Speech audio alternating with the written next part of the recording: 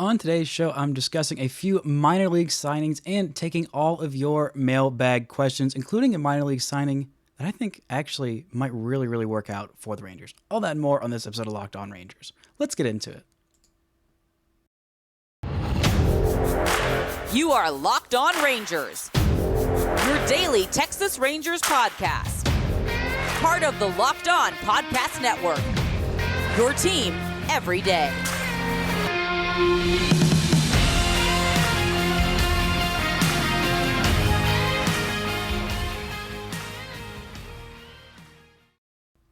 You are locked onto the Texas Rangers. I'm Bryce Patrick, a cripplingly addicted Texas Rangers fan since 2010, the founder and host for all 4 seasons of this Locked On Rangers podcast. Thank you all so much for making Locked On Rangers your first listen every single day. If you're not already, you can follow me on Twitter at Bryce Patrick. You can follow the show at Locked On Rangers. Like us on Facebook and subscribe on YouTube, where the best way you can help grow the show is to comment any single thing below. Before we get into these key minor league signings and all of your mailbag questions, this episode is brought to you by FanDuel Sportsbook, official sportsbook of Locked On. Make every moment more. Visit FanDuel.com/LockedOn today to get started.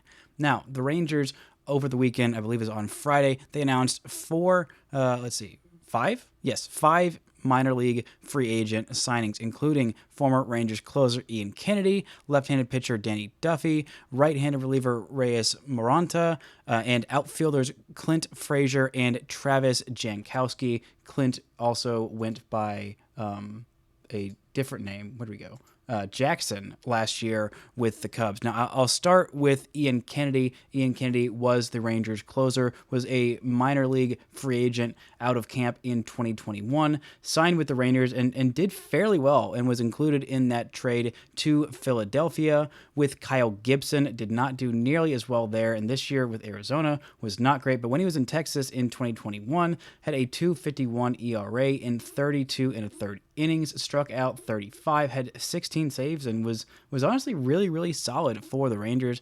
Not quite as great ERA over 4 in 24 innings in Philly, and last year in Arizona as a 37-year-old, a 5.36 ERA in 50 innings for those Diamondbacks. So he signs a minor league deal with Texas. We'll see if they can recapture some of the magic that he had when he was here in 2021. I like the signing. No risk. A decent way to not spend a lot of money on your bullpen, and hey, maybe it'll work out. A couple other guys that are interesting. Danny Duffy is a left-hander who is moving to the bullpen, I believe. The last year that he pitched was in 2021 with the Kansas City Royals. Spent his entire career with the Kansas City Royals. In that 2021 season, he had a 2.51 ERA in 61 innings, 65 strikeouts, but I think his time as a starter is starting to reach its end because the Rangers have, well, all the starting pitching they need. They upgraded quite a bit, and I think this is a really interesting signing. Had a decently long career, came up in 2011 with the Royals, spent 11 seasons there, a 3.95 career ERA in 1,172 innings. I like it. Adding another lefty arm to the bullpen. We'll see if he ends up making the major league roster. And the last pitcher, Reyes, not a guy who I knew a whole lot about. A 30-year-old out of Santiago in the Dominican Republic. Last year pitched with the Arizona Diamondbacks and the Los Angeles Dodgers. Had an ERA over 4 at both stops, but every place that he pitched before was pretty solid. He had a 2.25 ERA in a very small 4 sample size innings in 2021 with the Giants. Missed 2020, and with the Giants the other years that he pitched there, 56 games, 56 innings, a sub-3 ERA in 2019, sub-2.5 ERA in 69 games and 65 innings in 2018, and in 6 2/3 innings had a 2.7 ERA with the Giants in 2017. He's got a decent-sized fastball, some pretty good spin on it, averages 95 miles an hour, spin rate in the top quarter baseball. Fine, sure, whatever. Add some depth to your bullpen, and I think that'll be fine. Jankowski is not a guy that I'm super excited about. Has been in the big leagues for 8 years. Has had 1 season with the OPS over 700. That was in 76 games back in 2021 with Philly. Sure, fine. Not that excited about it. But the one that I am excited about is a guy who I've wanted on the Rangers for a long time. And I'm excited to see what the Rangers can do with him. That is Jackson now going by Clint again. Frazier, he was a longtime top prospect with the New York Yankees, was picked 5th overall by the Cleveland Guardians in 2013 out of high school.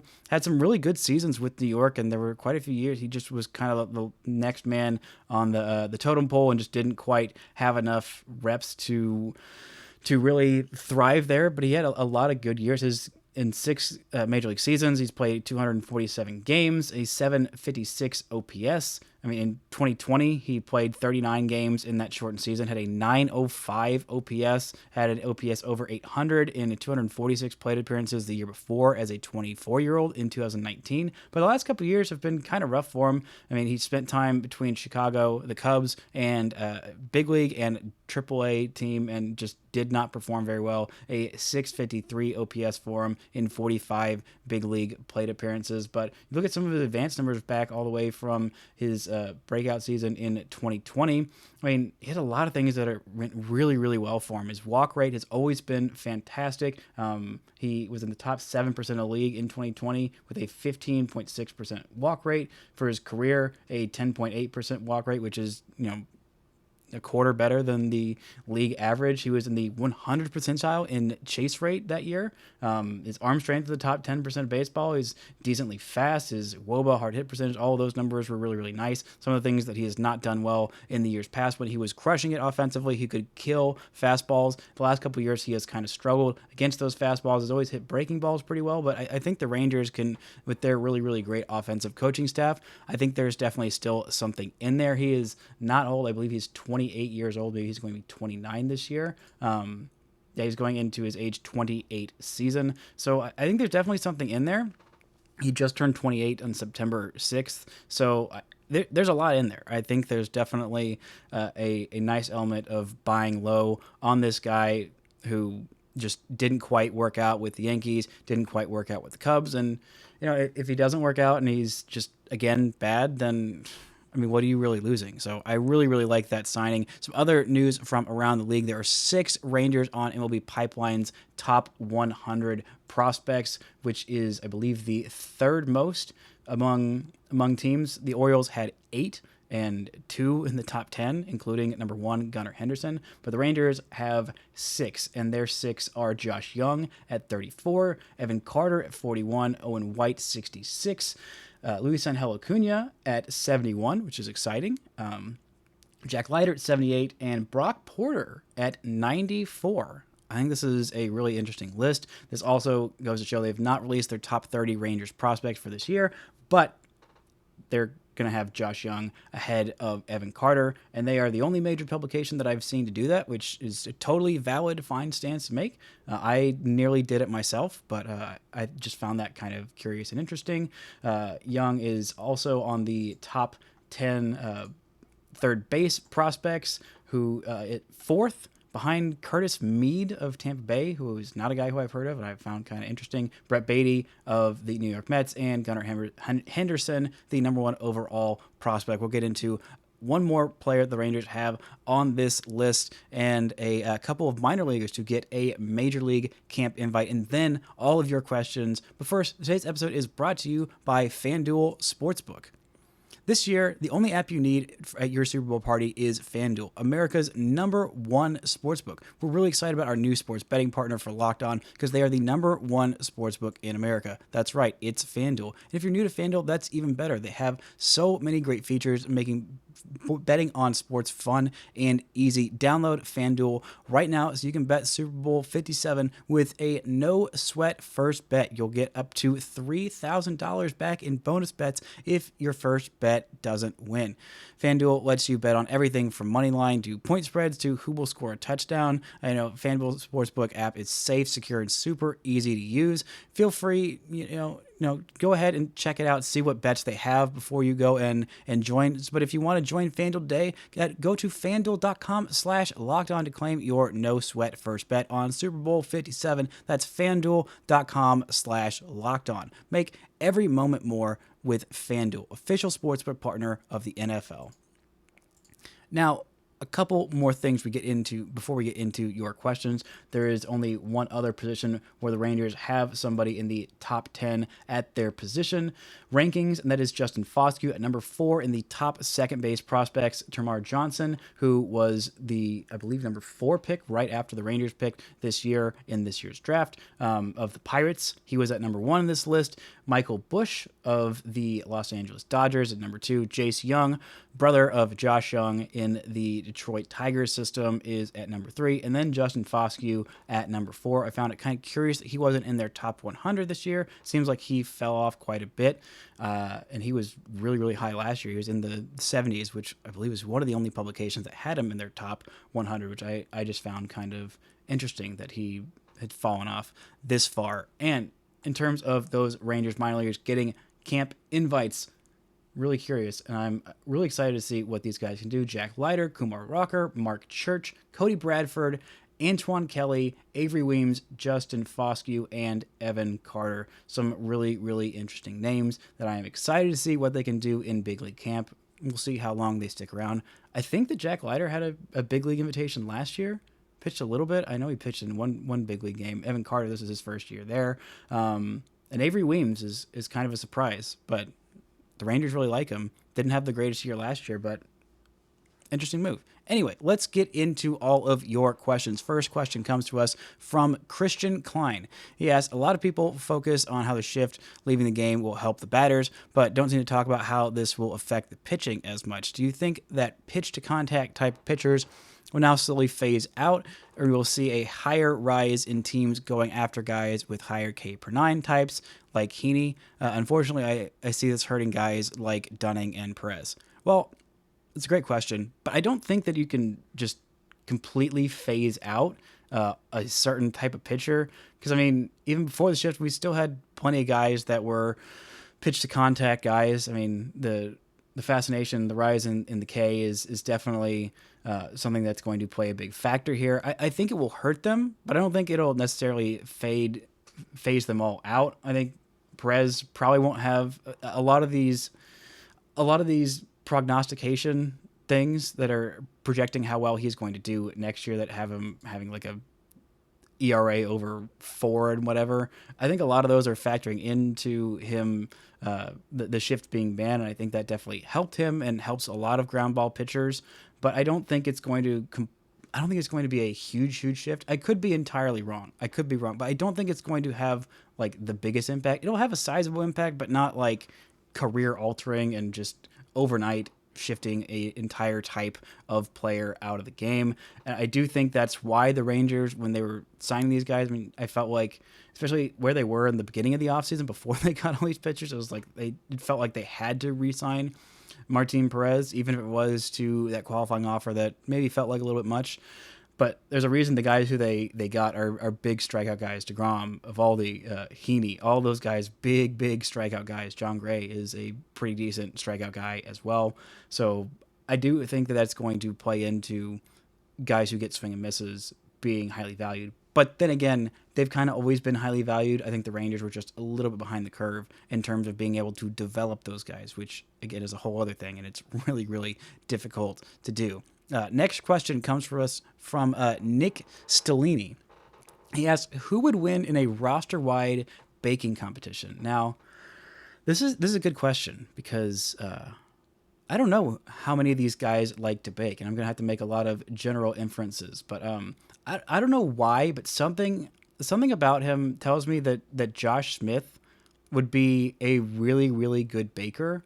Like, I don't know what it is. Maybe it's the hair. Maybe it's the general affability. But he just seems like a guy who could just like really cook very well. I feel like there's somebody else on this roster that is like low key going to be a very good cook. And I don't know why, but something about Marcus Semien. He's a guy who I don't know if it's going to be like he's going to make the fanciest meal, but I think he's going to be very proficient in whatever he makes. He would set out to make something that he makes like every day, and I feel like he would absolutely nail that. Maybe Nathaniel Lowe? I don't know. Maybe he's gotten too fancy with his fancy man mustache and the turtleneck sweater with the suit jacket over it. very much love that look. But maybe he might do the worst, or he would be the best. I feel like he's one of those two, and I can't tell which. But I feel like a lot of these guys don't really cook for themselves. So maybe just someone who is just fine enough, and maybe someone like Simeon, I feel like could really cook in a pinch. Just like, all right, here's like a steak and some. No, that's too easy. Everyone can do a steak on this roster, I feel like. But just like a chicken parmesan, something like that, I feel like is something that he would do very, very well. And it would be like, oh, okay, that's really interesting. I think that's my question. Or it has to be a reliever. What are the relievers? Because those relievers always have the just weirdest abilities and are the most unpredictable. I feel like Taylor Hearn. I feel like he could cook the hell out of a burger. Like, just has like all the right spices and like really knows what he's doing. Maybe he got like really into like cast iron skillets. This is something I had to ask some of the beats who are actually around these guys who know them a little bit better than I do. But I don't know why. If I'm going for a pitcher, I'd say Taylor Hearn. If I was going for a position player, then I think I'd have to go Josh Smith or Marcus Semien. Very, very good question.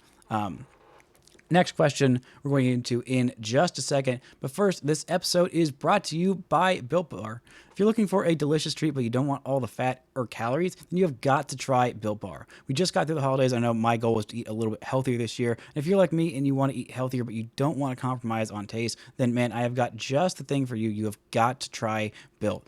With Built, healthy is actually tasty. Seriously, they are so delicious you won't even think they're good for you, but they are. They're perfect for your New Year's resolutions. They come in all kinds of unbelievably good flavors like churro, peanut butter brownie, coconut almond. I don't know how they do it, but they make all this taste and put it into something that tastes like a candy bar, but it is a protein bar. And, you know, it only have like 130 calories, 4 grams of sugar, and a whopping 17 grams of protein in the average bar. And, you know, now you don't have to wait around for Built to send you your boxes if you order them online, which is still a place you can get them at built.com. But you can also go to your local Walmart or your local Sam's Club. Walmart, you can pick yourself up a 4-bar box of cookies and cream, double chocolate coconut puffs. If you're at Sam's Club, grab a 13-bar box with our hit flavors, brownie, batter, and churro. You can thank me later. Go get yourself some Built Bars.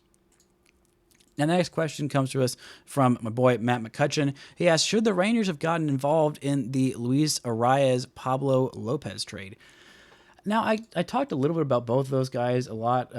Arias a little bit more recently, and Lopez is someone I really thought the Rangers would target before they just signed every pitcher. And looking back, I really like that the Rangers just went and signed these players as opposed to trading for Pablo Lopez. If you weren't paying attention, Lopez is a starting pitcher for the Miami Marlins. They traded him and a couple of prospects to Minnesota for the AL batting title holder from this year, Luis Reyes, who plays second and third and first and doesn't really do any of them well. Apparently he's going to play second base for the Marlins. Had a 4.4 WAR season, hit 316 this year, only 8 home runs. The guy who is really, really interesting, really, really unique, makes a lot of contact, has hit over 300 every year but 2021. That year he hit 294.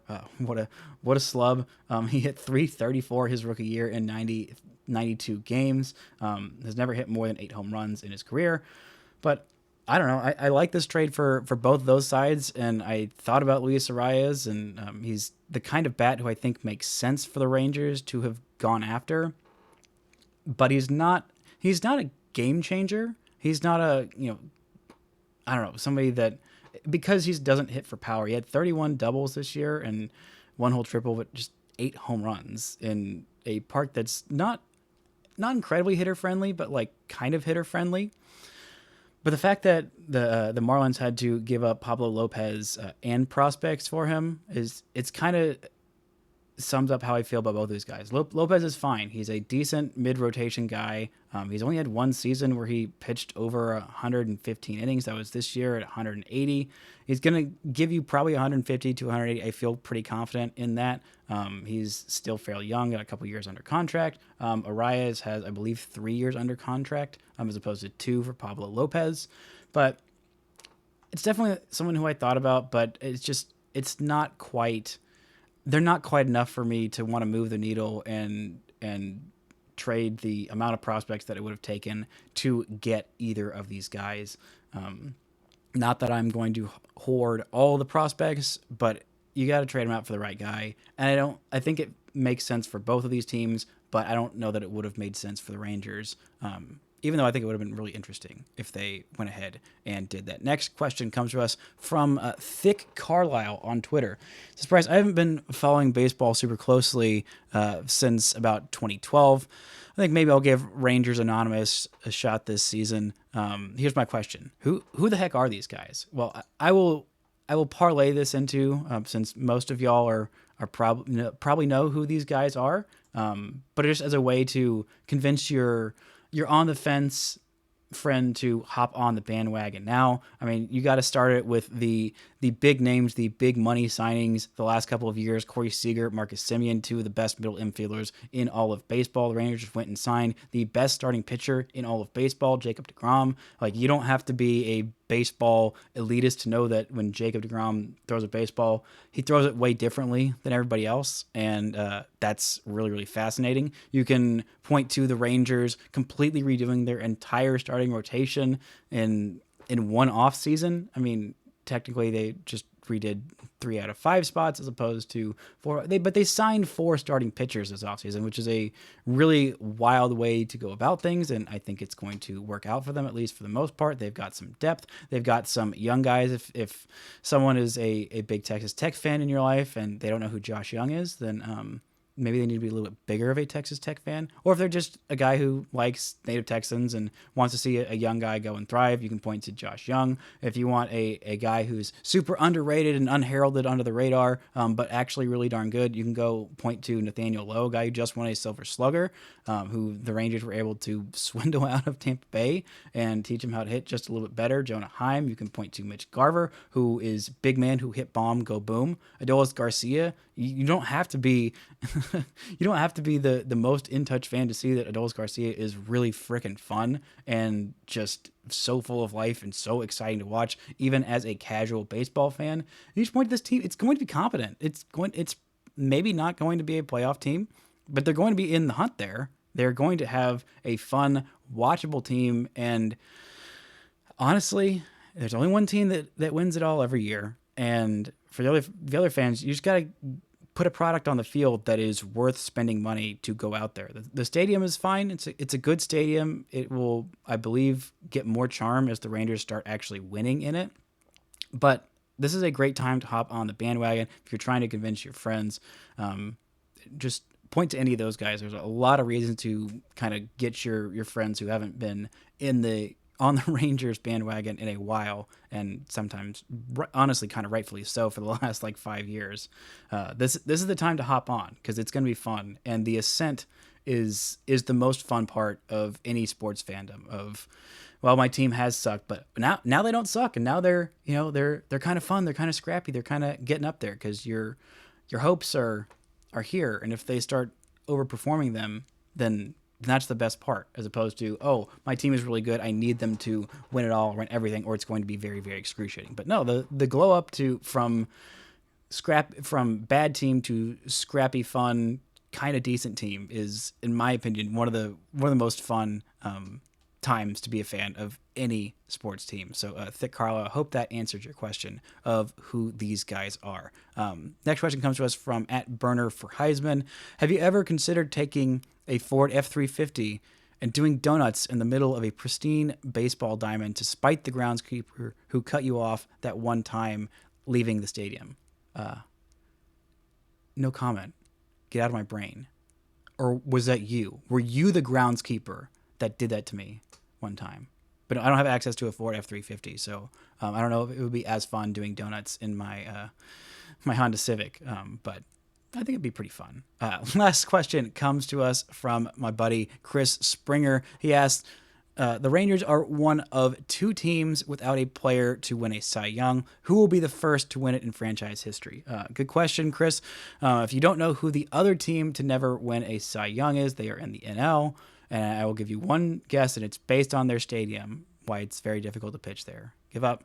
It is the Colorado Rockies, the only other team in Major League Baseball to never have a Cy Young winner in franchise history. There is one other team that just has one. That was the Cincinnati Reds, which I found really, really interesting, and that was he who I will not be talking about, so we don't even really know if that counts. But if you're looking at guys who are going to be the first to ever win it, well, in my heart, in my headcanon, the Rangers are not a team that has not had anyone win a Cy Young. In my headcanon, and in my heart of hearts, I believe that Yu Darvish should have won the 2013 Cy Young Award over Max Scherzer. That was Yu Darvish's best year of his career. He had 209 innings, 277 strikeouts, a 2.83 ERA. He had, Scherzer beat him in two major categories. Well, we can go three.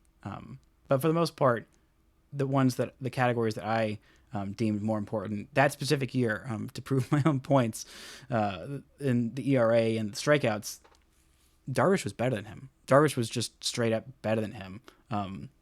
But Max Scherzer had 21 wins to just 3 losses, and in 2013, that was still a thing that for some stupid reason we cared about. And he had a few more innings than Yu Darvish, about 4 and 2/3 innings more, and a slightly lower whip. But Yu Darvish still should have won it, in my opinion. I really do think that he should have won it that year, and he was absolutely robbed of a Cy Young and being the first and only Rangers to win a Cy Young. And the obvious answer to this question of who's going to be the first Ranger to win a Cy Young award, like, the obvious answer is, it's going to be Jacob deGrom, the guy who's already won 2 in his career, finished top 3 another few times, and if he was healthy the last couple of years, he might have had 2 more. And yeah, that's probably the right answer, but it's not the fun answer.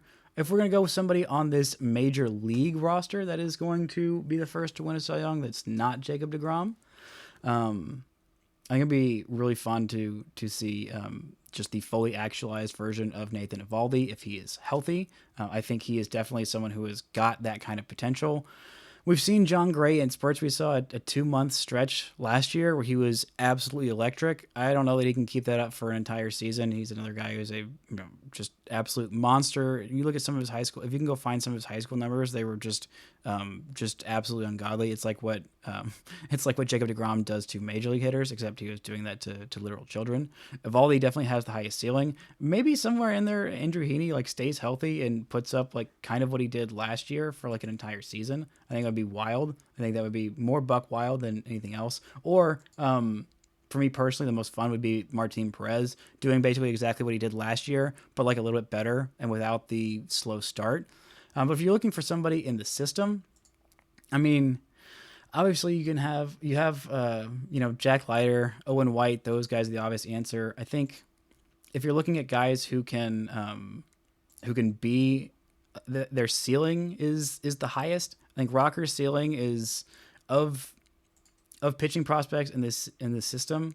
I want to say that Rocker's ceiling is the highest. Porter's honestly might be. Him being in the top 100 prospects before he's thrown a professional pitch is a huge testament to how the Rangers feel about them, how the industry and on the whole feels about him. But I think I'm going to say Kumar Rocker. Best case scenario, I mean, his ceiling is higher than Jack Leiter's. He's got the build, he has got the stuff. Even though he's got all kinds of issues going on right now, I feel confident that, his ceiling is still in there. If he figures out those issues of, remembering how to throw a baseball without tearing his shoulder apart, then he's got just absolutely insane stuff. He's got the competitive nature. He is a very smart kid. He works very hard. And I think, honestly, a lot of his, shine wearing off as a prospect is just overview. People have seen him, overexposure, I should say, not overview, overexposure. People have just seen him too much. And they just kind of forget that, this guy's raw stuff is absolutely amazing. There was a reason he was picked top 10 before the Mets decided to not sign him because of injury concerns that were not even actual injuries at that point. his stuff is as good as any. If you want a real wild card, maybe you could go all the way down and look kind of lower in the system and say if Emiliano Teodo can figure out how to throw strikes consistently with all three of his pitches, a guy who with that kind of insane stuff and can keep that insane stuff, I think that's someone who 100 percentile is someone who's winning the first Cy Young in Rangers history. But clearly we're going to have one from DeGrom and then another from Andrew Heaney, and just everyone in this rotation is just going to go get their own Cy Young one year after another. No, that's not going to happen. But obvious answer is DeGrom, going for someone in the system. I think Kumar Rocker is definitely someone who has that kind of upside. But that is going to do it for today's show. A little later on in the week, I'm going to talk about the Hall of Fame. The Rangers didn't have anybody this year, but next year's class, Adrian Beltre. And how likely is he going to get in on the first ballot? And will he actually be a consensus 100% vote nominee into that Hall of Fame? That's going to do it for today's show. For your next listen, go check out Locked On MLB Prospects. Host Lindsey Crosby is a prospect encyclopedia going deep on the MLB stars of tomorrow. It is free and available wherever you get your podcasts. Thank y'all so much for listening, and until next time, don't forget to enjoy baseball.